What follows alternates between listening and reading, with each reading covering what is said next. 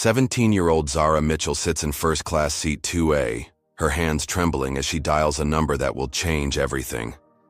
The flight attendant who just humiliated her storms down the aisle, unaware that the scholarship kid she just berated is about to ground this entire plane with a single phone call that will expose a conspiracy reaching the highest levels of corporate America. Before we dive into this incredible story of justice and empowerment, let me know where you're watching from in the comments below. Don't forget to hit that like button and subscribe for more inspiring stories of courage against injustice. What would you do if you witnessed discrimination like this on a flight? Let's find out how one brave teenager turned her worst moment into a victory that changed everything. The morning sun cast long shadows across Detroit Metropolitan Airport as Zara Mitchell clutched her acceptance letter with sweaty palms. At 17, she had already overcome more obstacles than most people face in a lifetime. Growing up in Detroit's inner city after losing both parents in a devastating car accident when she was only 8, Zara had been raised by her grandmother, Rosa Mitchell, in a tiny apartment where dreams seemed as distant as the stars. But Zara refused to let circumstances define her destiny. While her classmates spent afternoons hanging out, she worked 3 jobs to save money for college applications. Mornings found her stocking shelves at the local grocery store before school. Afternoons meant tutoring younger kids for $5 an hour. Evenings were reserved for her job at the neighborhood diner, where she served coffee and collected tips that went straight into her Harvard Fund mason jar. The Harvard early admission interview invitation had arrived on a Tuesday that felt like Christmas morning. Zara had read the email 17 times before believing it was real. Her grandmother had cried tears of joy, hugging her granddaughter, so tight that Zara thought her ribs might crack. The scholarship that covered her flight expenses had felt like winning the lottery. Now, walking through the airport terminal, Zara marveled at the bustling crowd of business travelers and wealthy families. Their designer luggage rolled smoothly across marble floors while she carried her father's old backpack, carefully packed with her interview outfit, worn textbooks, and her grandmother's rosary for luck. The contrast wasn't lost on her, but she refused to feel ashamed. She belonged here, even if the world hadn't figured that out yet. Gate A12 buzzed with activity as passengers lined up for the Detroit to Boston flight.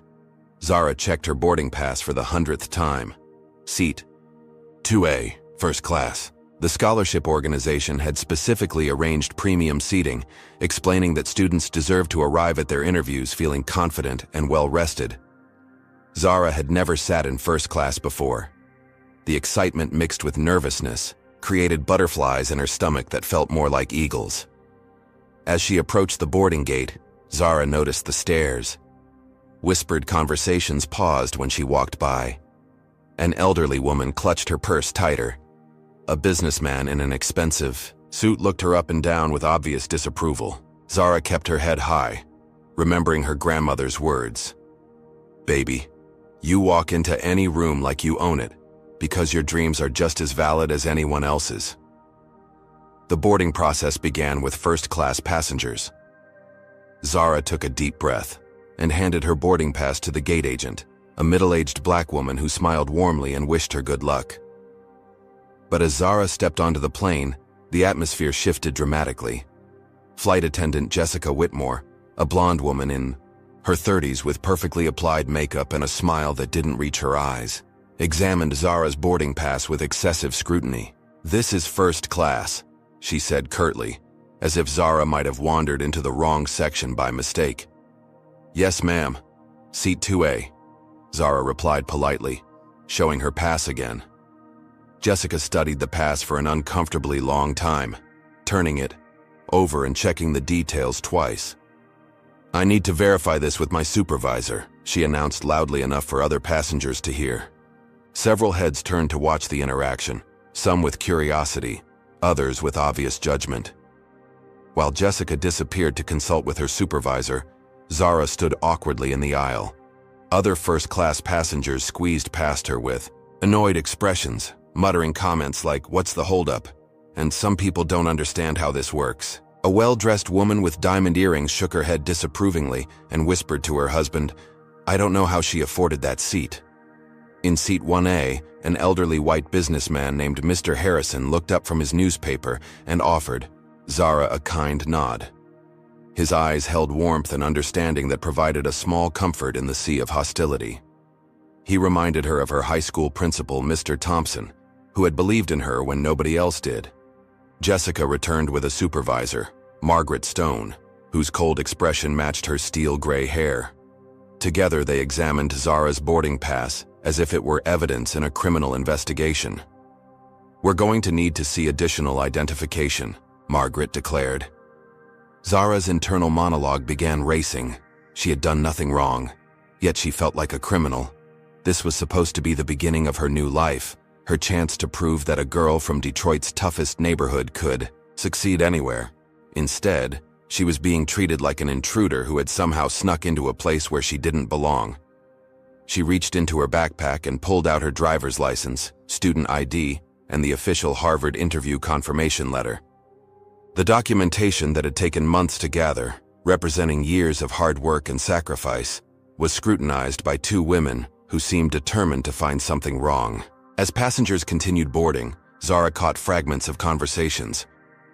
"Probably using welfare money," someone whispered.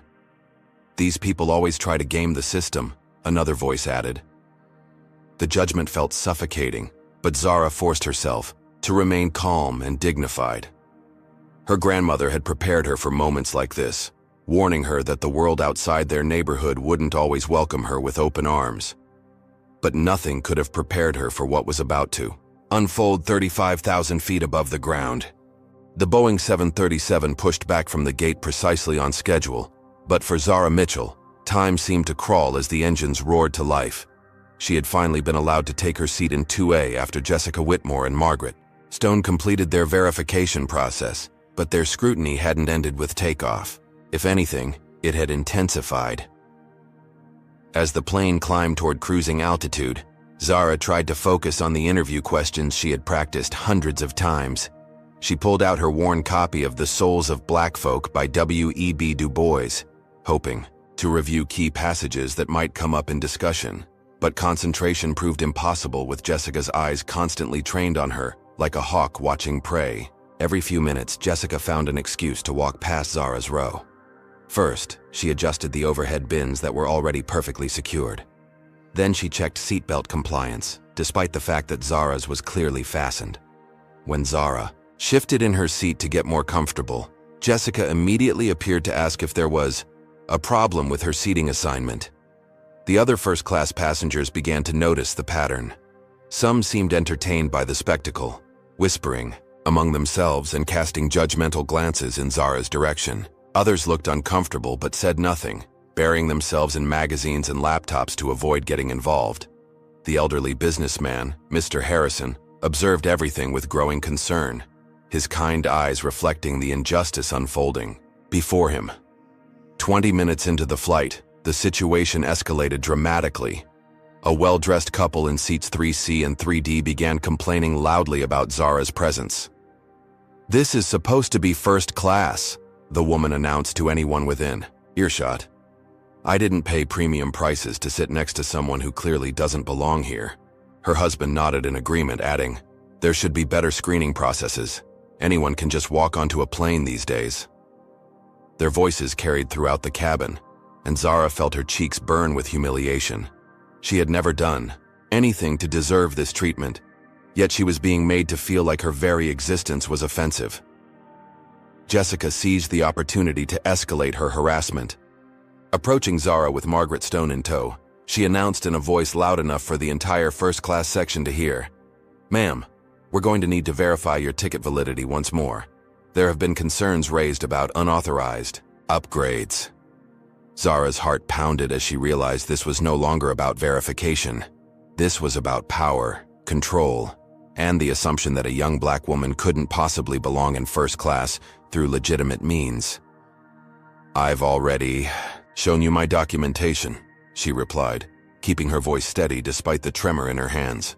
"We need to conduct a more thorough investigation," Margaret declared. "Please provide your credit card and any payment receipts for this flight." The demand was absurd. Zara had already explained that her scholarship organization had purchased the ticket directly. She had no credit card charges because she hadn't paid for the flight herself. But logic seemed irrelevant to Jessica and Margaret, who appeared determined to prove some imaginary wrongdoing. "I don't have payment receipts because I didn't purchase this ticket," Zara explained patiently. "As I mentioned before, the Mitchell Scholarship Foundation arranged my travel for the Harvard interview."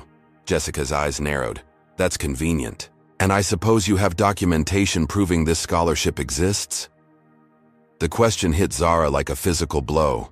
Not only were they questioning her right to be on the plane, but they were now suggesting she had fabricated an entire scholarship program. She reached into her backpack and pulled out the official scholarship letter, the Harvard interview confirmation, and her acceptance documentation. Margaret examined the papers with exaggerated skepticism, holding them up to the light, as if checking for forgeries. "These could be fake," she announced loudly.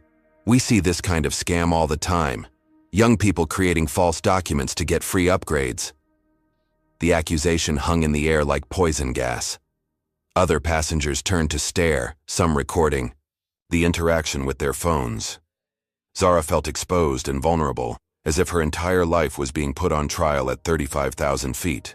The dreams and aspirations that had sustained her through years of hardship suddenly felt foolish and naive. Mr. Harrison could no longer remain silent. Standing up from his seat, he addressed Jessica directly.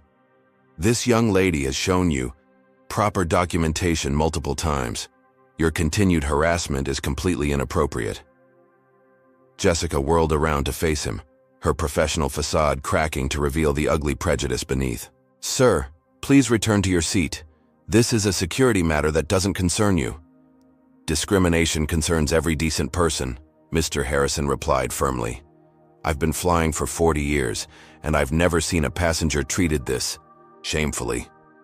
But his defense only seemed to fuel Jessica's anger. She called for Margaret's support, and together they created an intimidating presence that made it clear any further intervention would be met with escalation. Mr. Harrison reluctantly sat down, but his eyes remained fixed on Zara with paternal concern. As the plane leveled off at cruising altitude, Zara closed her eyes and tried to center herself.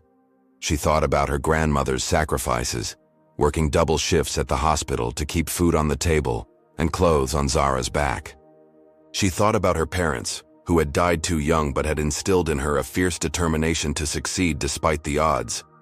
But most of all, she thought about the countless other young people who had faced similar treatment and had been forced to accept it in silence. The weight of representation felt crushing. She wasn't just fighting for herself anymore. She was fighting for every person of color who had ever been made to feel like they didn't belong in spaces they had every right to occupy. The flight was far from over, and Zara sensed that Jessica and Margaret were just getting started. She braced herself for whatever came next, unaware that her tormentors were about to make a mistake that would change everything. The beverage service began an hour into the flight, and Zara watched with growing disbelief as Jessica Whitmore systematically served every other passenger in first class while deliberately skipping over her. The elegant businessman in 1A received his scotch on the rocks with a warm smile.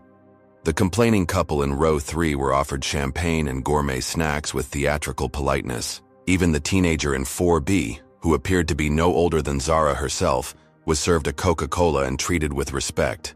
But when Jessica's cart reached row 2, she abruptly stopped and announced loudly, "We need to verify passenger authorization for first-class beverage service." The statement was so absurd that several passengers looked up from their devices in confusion. There was no such thing as beverage authorization in first class. Everyone who held a first-class ticket was entitled to complimentary drinks and snacks. Yet Jessica stood there with her cart blocking the aisle, making a spectacle of Zara's exclusion. "Excuse me," Zara said politely, her voice barely above a whisper. "Could I please have some water?" Jessica's response echoed through the cabin, like a gunshot. "Ma'am, we cannot provide beverage service until we verify that you are authorized for first-class amenities. Please show me your credit card that was used to purchase this upgrade."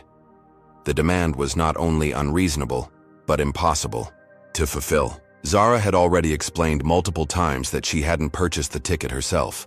The scholarship organization had made all travel arrangements, but Jessica seemed determined to trap her in an impossible situation, demanding proof that, didn't exist.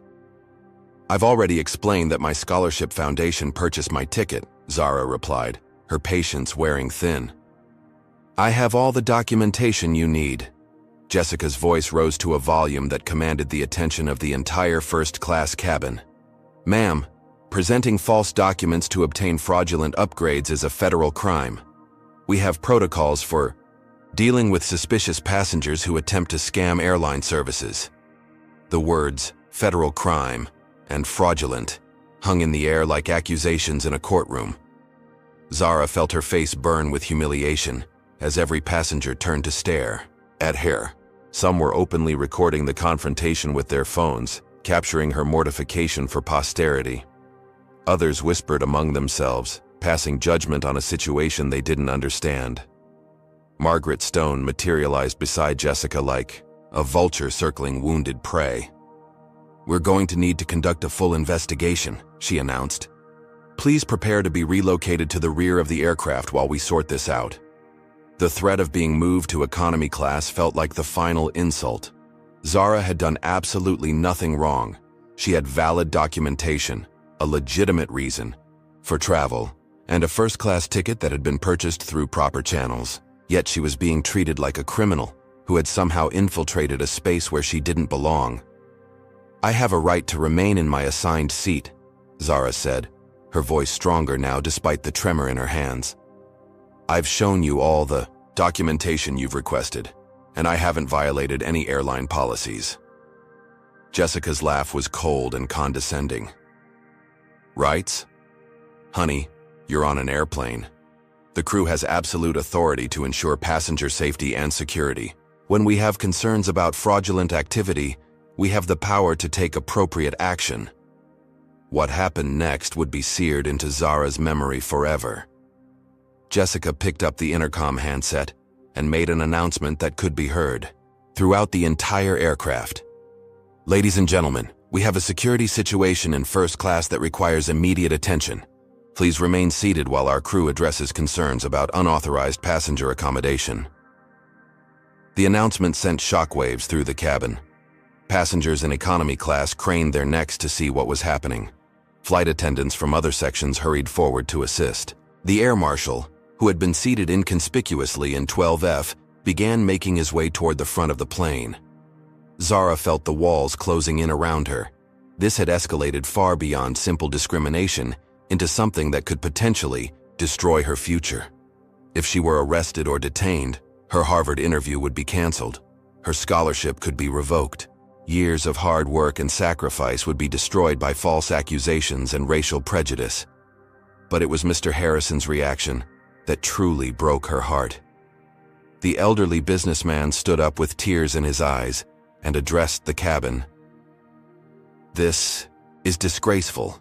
This young lady has done nothing wrong except fly while black. You should all be ashamed of yourselves for allowing this to happen." His words sparked a division in the cabin. Some passengers nodded in agreement, recognizing the injustice unfolding before their eyes. Others bristled at his characterization, insisting that the crew was simply following proper security protocols. The airplane became a microcosm of America itself, split between those who recognized systemic racism and those who preferred to look the other way. What would you do if you witnessed such blatant discrimination happening right in front of you? Would you speak up like Mr. Harrison, or would you stay silent to avoid confrontation? Comment number 1 if you believe passengers have a responsibility to intervene when they see injustice. And don't forget to hit that like button and subscribe for more stories that matter. And here's the question that's probably burning in your mind right now. How could Zara possibly fight back against this overwhelming display of institutional power? What you're about to discover will shock you to your core. As the air marshal approached with handcuffs visible on his belt, Zara realized she was facing the most crucial moment of her young life. Everything she had worked for hung in the balance, and the odds seemed impossibly stacked against her. But sometimes, the most powerful people are those who appear to have no power at all. The air marshal, a stern-faced man in his 40s named Officer Bradley Chen, approached Zara's seat with the measured steps of someone trained to handle dangerous situations. But there was no danger here except the threat to a young woman's dignity and future. Jessica Whitmore had painted Zara as a security risk, using coded language that transformed an innocent teenager into a perceived threat. "Ma'am, I need you to come with me," Officer Chen said, his voice professionally neutral but tinged with reluctance. Even he seemed uncomfortable with the situation, but protocol demanded he respond to crew concerns about passenger safety. Zara's world tilted on its axis. She had never been in trouble with law enforcement in her life. Her grandmother had raised her to respect authority, work hard, and never give anyone a reason to question her character. Yet here she was, being treated like a criminal because of the color of her skin and the assumptions it triggered in narrow minds. "Officer, I haven't done anything wrong," Zara said, her voice cracking with emotion. "I have valid documentation for my seat. I'm traveling to a Harvard interview on a legitimate scholarship. Please, just look at my papers." But Jessica had already poisoned the well with her dramatic announcement about security situations and fraudulent activity. Officer Chen had been told he was dealing with a potentially dangerous passenger who was attempting to scam the airline. The complexity of racial bias and systemic discrimination couldn't be explained in the few minutes he had to assess the situation. "I understand your frustration," he said quietly, "but I need you to cooperate with the crew's request to relocate." The word relocate felt like a euphemism for exile. Margaret Stone stepped forward with barely concealed satisfaction, pointing toward the rear of the aircraft. "We've arranged a seat in the back where she'll be more comfortable," she announced, as if forced relocation were an act of kindness rather than punishment. The walk down the aisle became a parade of shame. Every passenger watched as Zara gathered her belongings and followed Officer Chen toward economy class. Some faces showed pity, others displayed satisfaction, and a few reflected the kind of righteous anger that Mr. Harrison had expressed. But none of that mattered now. The damage was done. Her new seat was 27E, a middle seat between two passengers, who had clearly heard the commotion and drew their own conclusions. The man in 27D, a heavy-set businessman with tobacco stains on his fingers, immediately pulled out his phone and began filming Zara's arrival. "Look what they caught trying to sneak into first class," he muttered to his companion, making sure his voice was loud enough for Zara to hear. The woman in 27F was even worse. She clutched her purse tightly and whispered to the passenger across the aisle. "I knew something was wrong when I saw her walking through the airport. These people always try to take what doesn't belong to them." Zara slumped into her seat, feeling smaller than she had ever felt in her life. The scholarship documents that had represented hope and opportunity now felt like worthless pieces of paper. The Harvard interview that had seemed like a gateway to a better future now felt like an impossible dream. How could she walk into that interview room with confidence when she had just been publicly humiliated and treated like a criminal? The psychological impact was devastating. Zara had spent years building up her self-confidence, learning to believe that she belonged in elite academic spaces despite her humble background.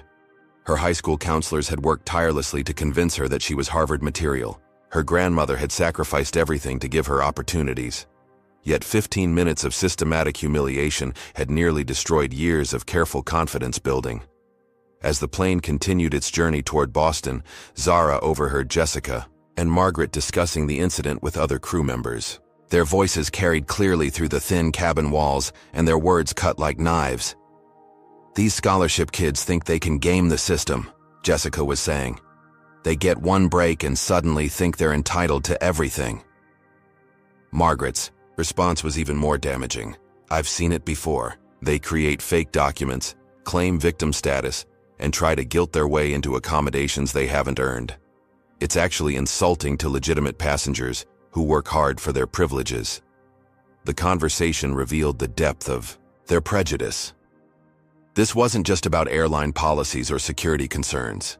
This was about two women who fundamentally believed that young black women like Zara didn't deserve to occupy premium spaces, regardless of their qualifications or circumstances. But something else was happening in the economy section that Jessica and Margaret couldn't see. Mr. Harrison had convinced a flight attendant to allow him to relocate to the seat across from Zara, claiming he needed to stretch his legs due to a medical condition. His presence provided a small comfort in the sea of hostility. "What they did to you was unconscionable," he whispered when the crew wasn't looking. I want you to know that not everyone sees the world the way they do." His kindness threatened to break down the emotional walls Zara had constructed to protect herself. She had been holding back tears for over an hour, determined not to give her tormentors the satisfaction of seeing her cry. But Mr. Harrison's grandfatherly compassion nearly undid her resolve. Other passengers of color throughout the economy section had witnessed the spectacle and recognized it for what it was. A young black businessman in seat 23A had watched Zara's forced relocation with a mixture of anger and resignation. He had faced similar treatment on business trips, though never quite as dramatic or public. A Latina woman traveling with her teenage daughter caught Zara's eye and nodded with understanding that transcended language barriers. The solidarity was comforting, but it also highlighted the systemic nature of the problem. This wasn't an isolated incident, but part of a pattern that people of color faced regularly in spaces dominated by white privilege. The airplane had become a laboratory for studying American racial dynamics, with all their complexity and pain laid bare at 35,000 feet. As Zara sat in her cramped middle seat, surrounded by hostility and fighting back tears, she remembered something her grandmother had told her years earlier. "Baby, sometimes the world will try to convince you that you're not worthy of your dreams. But your worth isn't determined by other people's limitations. It's determined by your courage to keep fighting when everything seems hopeless." The memory sparked something deep within her, a reminder of strength she had temporarily forgotten. Zara reached into her backpack and felt around until her fingers found something that would change the trajectory of this entire nightmare. Hidden beneath her textbooks and interview materials was a business card she had kept as a memento from her summer internship. Little did Jessica Whitmore and Margaret Stone know that they had just made the biggest mistake of their careers. The scholarship kid they had humiliated and banished to the back of the plane was about to reveal a power they never could have imagined. Zara's fingers trembled as she pulled the business card from the depths of her backpack. The elegant cream-colored cardstock bore the embossed logo of Mitchell & Associates, one of the most prestigious civil rights law firms in America. But it wasn't just any business card. This one belonged to Marcus Washington, senior partner, and across the bottom, someone had handwritten a personal note. "Call anytime, for anything. Your father would be proud." The summer internship at Mitchell & Associates had been arranged through her high school's career program. Zara had assumed it was just another opportunity for inner-city students to gain work experience at prestigious firms. She had spent 8 weeks filing documents, organizing case files, and observing court proceedings, never knowing that she was walking in her father's footsteps. Thomas Mitchell had been the founding partner of Mitchell & Associates before his death in the car accident that had also claimed Zara's mother. He had built the firm from nothing, transforming it into a powerhouse that specialized in civil rights cases and corporate discrimination lawsuits. But Rosa Mitchell, Zara's grandmother, had kept this legacy hidden, determined to let her granddaughter succeed on her own merits rather than trading on her father's reputation. The truth had been carefully concealed in legal documents and trust fund paperwork that Zara had never seen. Her grandmother had wanted her to develop her own identity, to build confidence based on her own achievements, rather than inherited privilege. The plan had been to reveal everything when Zara turned 18, giving her the choice of whether to embrace her father's legacy or forge her own path. But sitting in seat 27E, humiliated and degraded by people who saw her as nothing more than a scholarship kid trying to game the system, Zara realized that some secrets were too dangerous to keep. The business card in her hand represented more than just legal help. It represented justice, power, and the ability to fight back against the systemic racism that had just destroyed her confidence and nearly derailed her future. Her phone buzzed with a text message notification. It was from Marcus Washington himself. "Hope your Harvard interview goes well, kiddo. Your dad's spirit lives on in everything you do. Safe travels." The timing felt like divine intervention. Marcus had no idea what was happening on Flight 447, but his message reminded Zara that she wasn't alone in this fight. The civil rights movement wasn't just history, it was ongoing, and she was part of a legacy that demanded she stand up against injustice, no matter how powerful her oppressors seemed. As Zara scrolled through her contacts to find Marcus's number, she discovered something else that made her heart race. Her phone contained dozens of missed calls and text messages from the Mitchell & Associates main office. Apparently, the firm had been trying to reach her for days about urgent trust fund documentation that required her signature. The inheritance papers tucked away in her backpack suddenly took on new significance. Zara pulled them out and read them carefully for the first time. The numbers were staggering. Her father had not only founded one of America's most successful civil rights firms, but he had also accumulated a personal fortune worth over $50 million. The trust fund had been carefully managed and invested, growing substantially in the years since his death. But the money wasn't the most shocking discovery. As Zara read through the legal documents, she learned that Mitchell & Associates had been fighting discrimination cases against airlines for years. In fact, Skyline Airways, the very airline that was currently humiliating her, was facing a federal investigation for systematic racial profiling of passengers. The irony was almost too perfect to believe. Jessica Whitmore and Margaret Stone had chosen to target the daughter of the lawyer, whose firm was already building a case against their employer. They had no idea that their victim had inherited not just wealth, but also the legal firepower to destroy their careers and expose their discriminatory practices to the world. Zara's hands shook as she processed the magnitude of the situation. She wasn't just a powerless teenager being bullied by racist flight attendants. She was the heir to a civil rights dynasty, with the resources and connections to fight back in ways that Jessica and Margaret couldn't imagine. The internal conflict was intense. Part of her wanted to immediately reveal her identity and watch their faces as they realized the enormous mistake they had made. But another part of her, the part raised by her wise grandmother, recognized that this moment was bigger than personal revenge. This was an opportunity to document and expose systematic discrimination in a way that could create lasting change. As other passengers continued to stare and whisper about the troublemaker, who had been banished from first class, Zara made a decision that would transform her personal humiliation into a powerful force for justice. She would let Jessica and Margaret continue their harassment, documenting every word and action, building an ironclad case that would not only destroy their careers, but also force Skyline Airways to confront its discriminatory policies.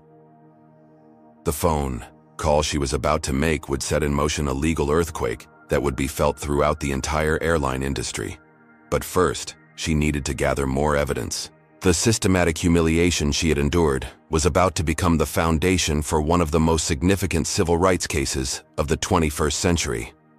As Zara prepared to dial Marcus Washington's number, she felt her father's presence guiding her actions. Thomas Mitchell had dedicated his life to fighting injustice, and now his daughter was about to continue that legacy in the most dramatic way possible. The scholarship kid they had tried to destroy was about to become their worst nightmare.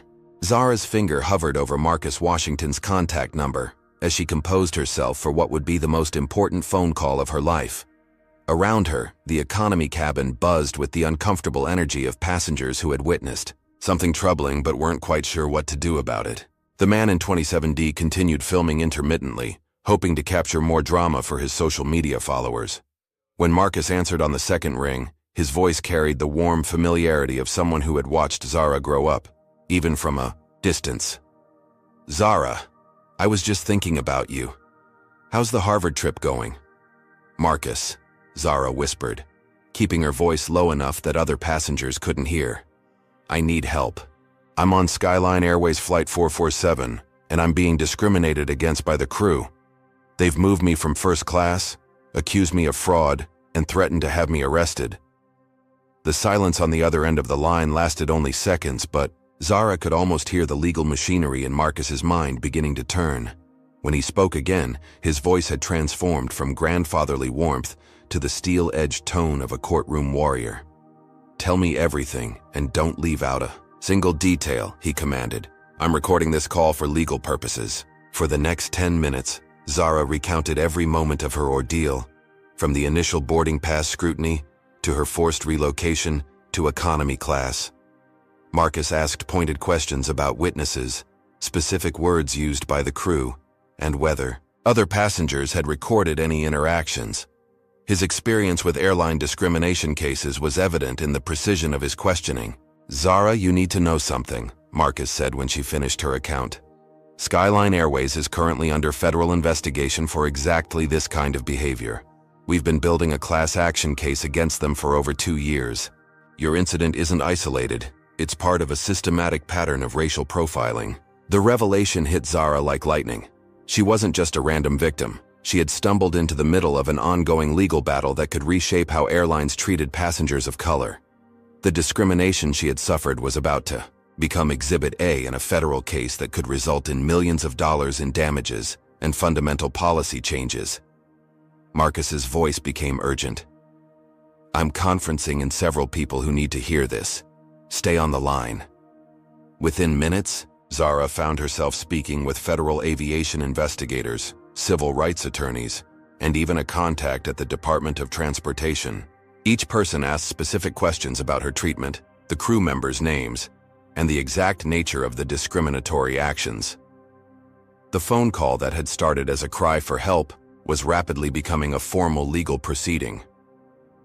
Zara, we need you to continue documenting everything that happens, explained Sarah Rodriguez, a federal investigator. Keep recording with your phone if possible, and note the reactions of other passengers. This flight is now considered evidence in an ongoing federal investigation. As if summoned by some cosmic sense of timing, Jessica Whitmore appeared at Zara's seat just as the federal investigator finished speaking. She had apparently decided that banishing Zara to economy class wasn't sufficient humiliation and had come to deliver another blow. "Ma'am, we've received reports that you're making threatening phone calls," Jessica announced loudly, ensuring that surrounding passengers could hear every word. Federal regulations prohibit passengers from engaging in activities that could be construed as terroristic threatening. The accusation was so outrageous that several passengers gasped audibly. Zara had been speaking quietly with civil rights attorneys and federal investigators, but Jessica was characterizing these legitimate conversations as potential terrorism. The escalation revealed the depth of her prejudice and her willingness to use any excuse to further persecute Zara, but this time Zara was ready. With Marcus still on the line and federal investigators listening, she activated her phone's speaker function, allowing everyone within earshot to hear the response from the other end. "This is Marcus Washington, senior partner at Mitchell & Associates," came the authoritative voice from the phone. "I'm representing Ms. Mitchell in a federal discrimination case against Skyline Airways. Your continued harassment of my client is being recorded and will be used as evidence in our lawsuit." Jessica's face went white as she realized the implications of what she had just heard. The scholarship kid she had been tormenting had somehow contacted a major law firm and was now threatening legal action, but she had gone too far to back down now, and her next decision would prove to be catastrophically stupid. "Security threats require immediate action," Jessica declared, signaling to Margaret Stone and Officer Chen. "We need to restrain this passenger for the safety of everyone on board." The decision to escalate to physical restraint was the final nail in Jessica's career coffin. With federal investigators listening in real time and the entire interaction being recorded, she had just provided irrefutable evidence of discriminatory enforcement that would be impossible to explain away in court. But Marcus Washington had one more surprise up his sleeve. Through his connections at the Federal Aviation Administration, he was able to initiate an emergency protocol that would ground the flight immediately upon landing. Air traffic control was already being notified that Flight 447 would be met by federal marshals, civil rights investigators, and a team of attorneys ready to take depositions from every witness. What's your take on how power dynamics can shift so quickly when the truth comes to light? Do you think Jessica realized the magnitude of her mistake when she heard that attorney's voice? Comment number 1. If you believe that systematic discrimination can only be stopped when victims have the resources to fight back, and make sure to like this video and subscribe for more incredible stories of justice prevailing. The question that's probably racing through your mind right now is, how will the airline executives react when they discover their crew has just created a public relations nightmare that could cost them millions? As word spread through the aviation industry's communication networks, Skyline Airways corporate headquarters erupted into crisis mode. The CEO was being briefed on a situation that could destroy the company's reputation and result in the largest discrimination settlement in airline history. And at the center of it all was a 17-year-old girl who had transformed from victim to victorious in the span of a single phone call. The emergency communication system at Skyline Airways corporate headquarters lit up like a Christmas tree as news of the developing legal crisis reached executive leadership. CEO Richard Blackstone was pulled out of a board meeting to take an urgent call from the company's general counsel, Patricia Valdez, who delivered news that would haunt the airline for years to come. "Richard, we have a catastrophic situation developing on Flight 447. Patricia's voice cracked with stress. "A passenger discrimination incident has escalated into a federal investigation with real-time monitoring by civil rights attorneys and FAA officials." Within minutes, a crisis team assembled in the boardroom, frantically pulling up passenger manifests, crew records, and flight communications. What they discovered painted a picture of institutional failure that went far beyond one problematic flight attendant. Jessica Whitmore and Margaret Stone had a documented history of complaints from passengers of color, yet no disciplinary action had ever been taken. Meanwhile, 35,000 feet above Ohio, the legal machinery continued to grind forward with devastating efficiency. Marcus Washington had assembled a team of attorneys and investigators who were building a case in real time, using Zara's continued experiences as evidence of systematic discrimination. The database search revealed patterns that shocked even seasoned civil rights investigators. Over the past 2 years, Skyline Airways had received more than 200 formal complaints about discriminatory treatment of minority passengers. Young Black professionals had been questioned about their ability to afford business class seats. Latino families had been subjected to additional security screenings without cause. Muslim passengers wearing traditional dress had been removed from flights based on crew discomfort.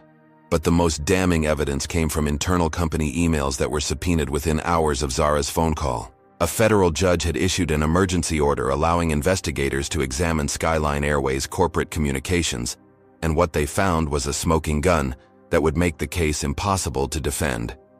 Email chains between crew management and executive leadership revealed deliberate policies targeting passengers who didn't fit the profile of typical first-class travelers.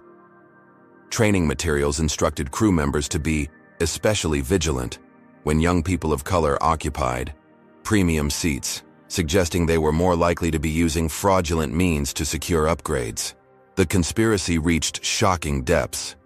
Marketing executives had explicitly discussed strategies to maintain the exclusivity of first-class service by discouraging certain demographic groups from purchasing premium tickets.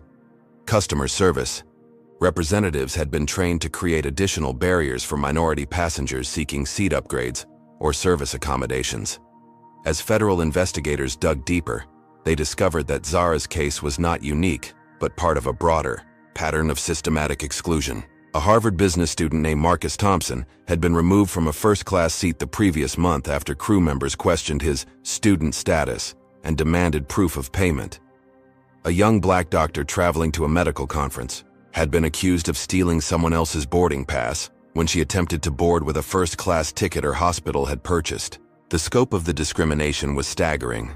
Internal company surveys revealed that minority passengers were 3 times more likely to be questioned about ticket validity, 5 times more likely to be subjected to additional security screenings, and 10 times more likely to be involuntarily relocated from premium seating areas. Back on Flight 447, other passengers were beginning to recognize the magnitude of what they were witnessing. Several people who had initially supported the crew's actions were now recording videos apologizing for their complicity and documenting the systematic harassment they had observed. The airplane had become a microcosm of America's reckoning with racial injustice, with witnesses forced to confront their own biases and assumptions. Mr. Harrison had spent the flight documenting everything he observed, taking detailed notes about crew behavior, passenger reactions, and the timeline of discriminatory actions. As a retired federal judge, he understood the legal significance of contemporaneous documentation and was building a witness testimony that would be impossible to discredit. The investigation expanded to include social media monitoring as videos of Zara's humiliation began circulating online. Passengers had uploaded clips showing her forced relocation from first class, the confrontational interactions with crew members, and the false accusations of terrorism. The hashtag #Skyline Shame began trending as civil rights organizations amplified the story. Corporate executives watched in horror as their company's stock price began plummeting in after-hours trading. Major clients started canceling corporate travel contracts, unwilling to be associated with an airline facing federal discrimination charges. The financial impact was immediate and severe, with analysts predicting billions in lost revenue if the scandal continued to grow. Emergency meetings were called with crisis management consultants, public relations specialists, and legal experts specializing in civil rights litigation. But the damage was already done. The evidence against Skyline Airways was overwhelming, documented in real time by federal investigators and broadcast to the world through social media. Jessica Whitmore and Margaret Stone remained oblivious to the legal tsunami building around them. They continued their harassment of Zara, unaware that every word they spoke was being recorded and analyzed by teams of attorneys. Their careers in aviation were over, but the criminal charges they would soon face represented a far more serious consequence than job loss. The Transportation Security Administration launched its own parallel investigation, examining whether crew members had violated federal regulations by making false accusations of terrorism against a passenger. The Department of Justice began preparing civil rights violation charges that could result in significant prison sentences for the perpetrators. As Flight 447 approached Boston's Logan International Airport, the normally routine landing preparations took on the atmosphere of a military operation. Federal marshals, civil rights investigators, and teams of attorneys were positioning themselves for what would become one of the most documented cases of airline discrimination in American history. The plane that had taken off with a teenage girl dreaming of Harvard was about to land with a federal case that would reshape the entire airline industry's approach to passenger treatment and civil rights compliance. Logan International Airport had never seen anything quite like the reception committee assembled for Skyline Airways Flight 447. Federal marshals flanked the jetway while civil rights investigators set up a mobile command center in an unused gate area. Television news crews, alerted by social media coverage of the unfolding discrimination case, positioned themselves throughout the terminal, creating a media circus that would transform Zara's story into national news. Inside the aircraft, tension reached a breaking point as passengers realized they were landing into something far bigger than a routine flight. Jessica Whitmore and Margaret Stone huddled with the captain in hushed conversations, finally beginning to understand the magnitude of their mistake as corporate headquarters desperately tried to reach them through emergency communication channels. The moment the plane's wheels touched the runway, Zara felt a mixture of relief and anticipation. The nightmare flight was ending, but the fight for justice was just beginning. Marcus Washington's voice came through her phone with reassuring authority. "Zara, you've been incredibly brave. Now let us handle the rest." As the aircraft taxied to the gate, federal investigators boarded through the forward entrance while passengers were instructed to remain seated. Agent Sarah Rodriguez, whom Zara had spoken with during the flight, approached her seat with a team of civil rights attorneys and documentation specialists. "Ms. Mitchell, we need to conduct formal interviews with you and the other witnesses while the events are fresh in everyone's memory," Agent Rodriguez explained. "Your courage in documenting this discrimination has provided us with evidence that will prevent other passengers from experiencing similar treatment." The deplaning process became a carefully orchestrated legal procedure. Jessica Whitmore and Margaret Stone were escorted off the aircraft in handcuffs, charged with federal civil rights violations and making false terroristic threat accusations against a passenger. The footage of their arrest, captured by dozens of cell phones and news cameras, would become iconic imagery in the fight against systematic discrimination. Other crew members were detained for questioning about their knowledge of discriminatory policies and their failure to intervene when illegal harassment was occurring. The captain faced suspension and potential criminal charges for allowing his crew to violate federal passenger protection regulations. But the most dramatic moment came when Zara finally disembarked the aircraft. Waiting at the gate was not only Marcus Washington and his legal team, but also Dr. Sarah Chen, Harvard's Associate Dean of Admissions, who had flown to Boston specifically to meet with Zara and ensure her interview experience wasn't compromised by the trauma she had endured. "Ms. Mitchell," Dr. Chen said with genuine emotion, "Harvard University stands firmly behind you in this fight against discrimination. Your courage and dignity under such appalling circumstances demonstrate exactly the kind of character we value in our students. The media attention was overwhelming, but carefully managed by Marcus Washington's public relations team. Zara's story resonated far beyond the aviation industry, sparking national conversations about systematic racism in corporate America and the courage required to fight back against institutional discrimination. Within hours of landing, Skyline Airways' board of directors had terminated CEO Richard Blackstone and announced the implementation of comprehensive civil rights training for all employees. The company's stock price continued its freefall as corporate clients canceled contracts and passengers boycotted future bookings. The legal settlement negotiations began immediately, with Mitchell and Associates demanding not only monetary compensation for Zara, but also systematic changes to Skyline Airways' policies and training procedures. The airline faced potential damages in the hundreds of millions of dollars as other discrimination victims came forward with similar stories. Federal investigators discovered that the discrimination problem extended far beyond individual crew members to company-wide policies that had systematically excluded minority passengers from premium services. Training materials, internal communications, and corporate policies all revealed a pattern of institutional racism that would require complete organizational transformation to address.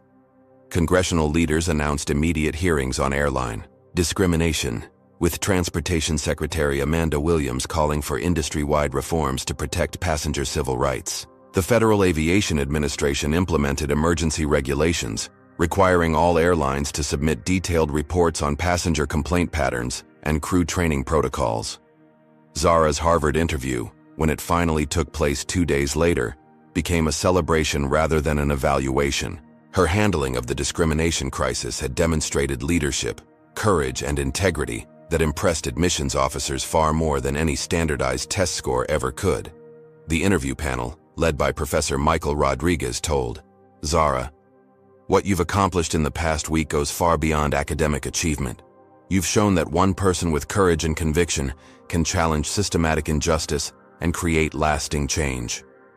Mr. Harrison, who had become an unexpected ally and father figure during the ordeal, attended Zara's Harvard interview as a character witness. His testimony about her grace under pressure and moral courage provided powerful evidence of her readiness for the challenges of elite academic and professional environments. The criminal trial of Jessica Whitmore and Margaret Stone became a landmark case in civil rights law. Both women were convicted of federal discrimination charges and sentenced to significant prison terms, sending a clear message that systematic racism would face serious legal consequences. The civil lawsuit against Skyline Airways resulted in a record-breaking settlement that not only compensated Zara and other victims, but also funded a comprehensive civil rights monitoring program for the entire airline industry. The Thomas Mitchell Foundation for Travel Equality, established with settlement funds, became a permanent watchdog organization protecting passenger rights.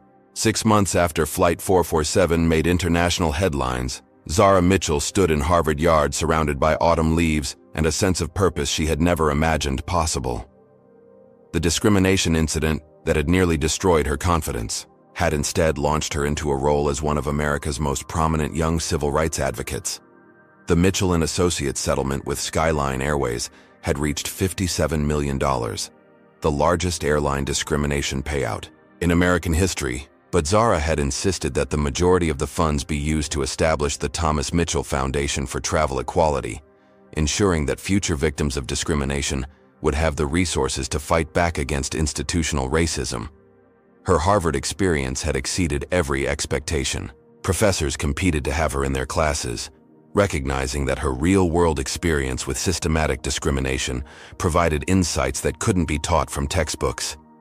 Her freshman year paper on institutional racism in corporate America became required reading in civil rights law courses across the country. The foundation's impact had been immediate and transformative. Within months of its establishment, 3 major airlines had voluntarily implemented comprehensive civil rights training programs rather than risk the kind of public relations disaster that had destroyed Skyline Airways' reputation. Flight crews throughout the industry now understood that discrimination would face swift and severe consequences. Jessica Whitmore and Margaret Stone had been sentenced to 2 years in federal prison for civil rights violations, and both had been permanently banned from working in the aviation industry. Their convictions sent a clear message that individual acts of discrimination carried serious legal penalties, fundamentally changing the culture of airline employment. The broader legal impact extended far beyond aviation. The precedent set by Zara's case had been cited in discrimination lawsuits against hotels, restaurants, retail stores, and other service industries, creating a new standard for corporate accountability in civil rights compliance. Congressional hearings had resulted in the Civil Rights in Transportation Act of 2025, comprehensive legislation that established federal monitoring systems for discrimination in all forms of commercial transportation. The law required regular audits of passenger treatment patterns and mandated swift penalties for companies that showed systematic bias. But perhaps the most meaningful change was personal. Zara had maintained her relationship with Mr. Harrison, the retired federal judge, who had shown courage by defending her when others remained silent. He had become a mentor and grandfather figure, guiding her through the complexities of sudden fame and legal advocacy. "Your father would be incredibly proud," he told her during one of their regular coffee meetings near campus. "But more importantly, you're creating a legacy that will protect countless other young people from experiencing what you went through." The Harvard Law School had already reached out to Zara about fast-tracking her admission to their program, recognizing that her combination of academic excellence and real-world civil rights experience made her an ideal candidate for legal education. She was considering the offer while completing her undergraduate studies, knowing that a law degree would amplify her ability to fight systematic discrimination. Documentary filmmaker Ava DuVernay had begun production on a feature film about Zara's experience titled Flight to Justice. The movie would premiere at the Sundance Film Festival the following year, bringing her story to an even broader audience and inspiring other young people to stand up against injustice. Speaking engagements had become a regular part of Zara's life. She addressed corporate conferences about unconscious bias, spoke at civil rights rallies about the importance of documenting discrimination, and visited high schools to encourage students from disadvantaged backgrounds to pursue their dreams despite systematic obstacles. Her grandmother, Rosa Mitchell, had finally revealed the full truth about Thomas Mitchell's legacy and the family's history of fighting for civil rights. The reunion with her father's memory had been emotional and empowering, connecting Zara to a tradition of activism that stretched back generations. The scholarship program funded by the settlement had already helped dozens of minority students access educational opportunities they couldn't have afforded otherwise. Each recipient was required to spend time volunteering with civil rights organizations, ensuring that the foundation's impact would multiply through future generations of activists. But Zara's greatest satisfaction came from the letters she received from other young people who had faced discrimination and found courage in her example. A young Latino student had successfully challenged discriminatory treatment at a luxury hotel. A black teenage athlete had fought back against biased officiating and won policy changes in his sport's governing body. The ripple effects continued to spread throughout American society. Corporate America had been forced to confront the reality that systematic discrimination carried serious financial and legal consequences. Training programs, policy changes, and cultural shifts were occurring across industries as companies scrambled to avoid becoming the next Skyline Airways. As Zara prepared for final exams during her freshman year, she reflected on how dramatically her life had changed since that terrible day on Flight 447. The humiliation and trauma had been transformed into purpose and power, demonstrating that sometimes the worst experiences can become catalysts for the most meaningful change. Her phone buzzed with a text message from Marcus Washington.